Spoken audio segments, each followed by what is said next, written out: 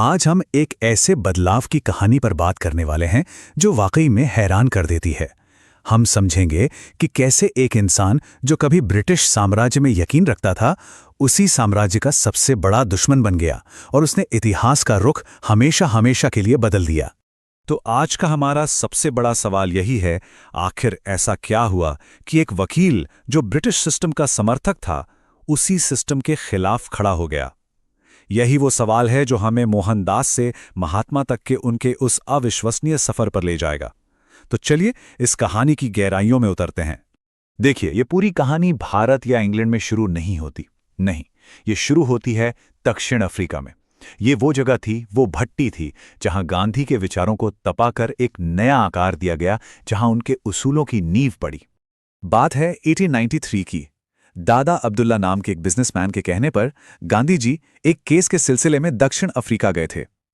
लेकिन उन्हें क्या पता था कि वहां कुछ ऐसा होने वाला है जो सिर्फ उनका केस नहीं, बल्कि उनकी पूरी जिंदगी की दिशा ही बदल देगा। और वो हुआ उस एक रात को पीटर मैरिट्सबर्ग स्टेशन पर।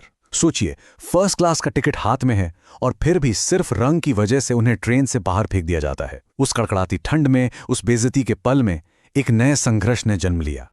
उस एक अपमान ने एक क्रांति को जन्म दे दिया।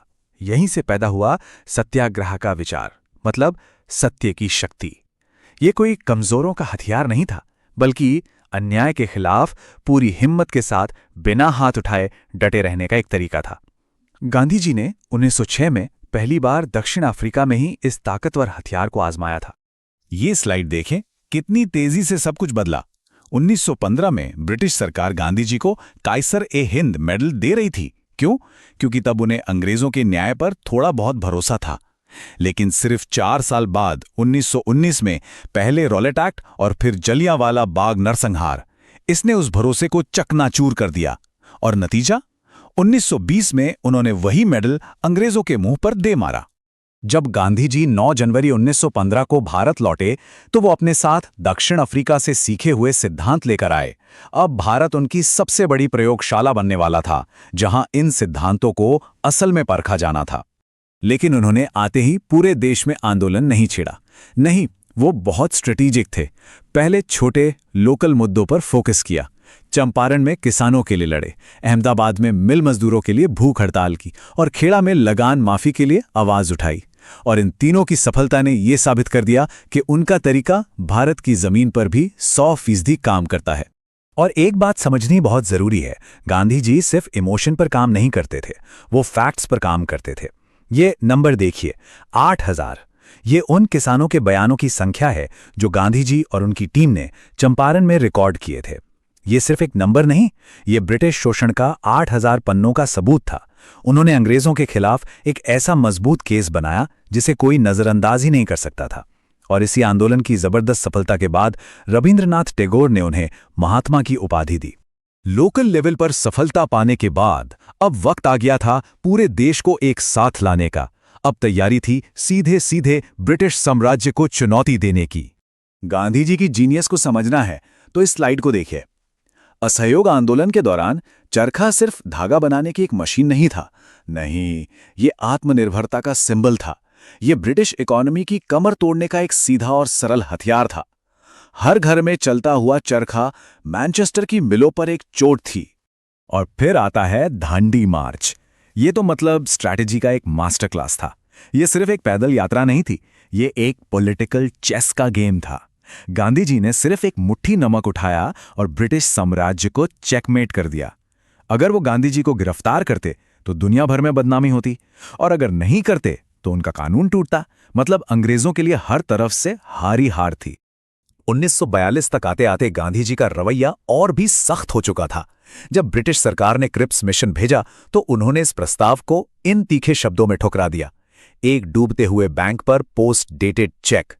इससे साफ था कि अब बातचीत और छोटे मोटे सुधारों का वक्त खत्म हो चुका है।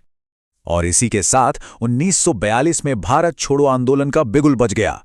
इस बार उन्होंने एक ऐसा नारा दिया जिसने पूरे देश में आग लगा दी, करो या मरो। ये आजादी के लिए आखिरी और सबसे बड़ी लड़ाई का ऐलान था। सालों के संघर्ष, लाखों लोगों के बलिदान के बाद आखिरकार वह दिन आया, आजादी का दिन। लेकिन ये एक ऐसी जीत थी जिसमें जश्न के साथ साथ बंटवारे का गहरा जख्म भी था। ये स्लाइड दो अलग-अलग तस्वीरों को दिखाती है। 15 अगस्त 1947 को जब पूरी दिल्ली आज़ादी के जश्न में डूबी थी, तब वो इंसान जिसने इस आज़ादी के लिए सबसे लंबी लड़ाई लड़ी, वो सत्ता से हजारों मील दूर था। वो बंगाल के नोआखाली में नंगे पैर घूमकर दंगों की आग बुझा रहा था। उसके लिए इंसानियत सत्ता से कहीं ज्यादा बड़ी थी। हमें उनके इस बौद्धिक शस्त्रागार को भी नहीं भूलना चाहिए। गांधी जी ने सिर्फ आंदोलन ही नहीं चलाए, उन्होंने अपने विचारों को आम लोगों तक पहुंचाने के लिए अखबारों का एक पूरा नेटवर्क खड़ा किया। इंडियन ओपिनियन, यंग इंडिया, नवजीवन, हरिजन, ये सब ब्रिटिश प्रोपेगेंडा का जवाब देने और देश का मूड तैयार करने के उनके सबसे बड़े हथियार थे। तो अब तक हमने गांधी जी के इस पूरे सफर को समझा।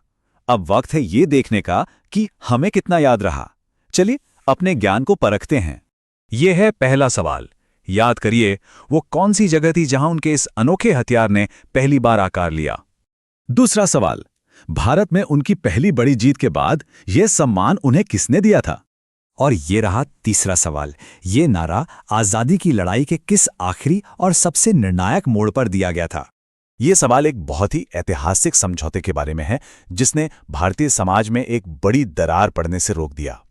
और ये रहा आखिरी सवाल, ये उनके उस सख्त और बेबाक अंदाज को दिखाता है जो उन्होंने अंग्रेजों के खिलाफ आखिर में अपना लिया था। तो ये थी कहानी एक वकील के महात्मा बनने की, एक ऐसी यात्रा जो हमें दिखाती है कि कैसे एक अकेले इंसान का सच और संकल्प एक पूरे साम्राज्य को घुटनों पर ला सकता है। उनकी मृत्यु पर नेहरू ने कहा था, हमारी जिंदगी से रोशनी चली गई है, लेकिन वो जो रास्ता दिखा गए वो आज भी रोशन है। ये हमें याद दिलाता है कि सत्य और अहिंसा के रास्ते पर चलकर दुनिया की सबसे बड़ी लड़ाइयां भी जीती जा सकती हैं।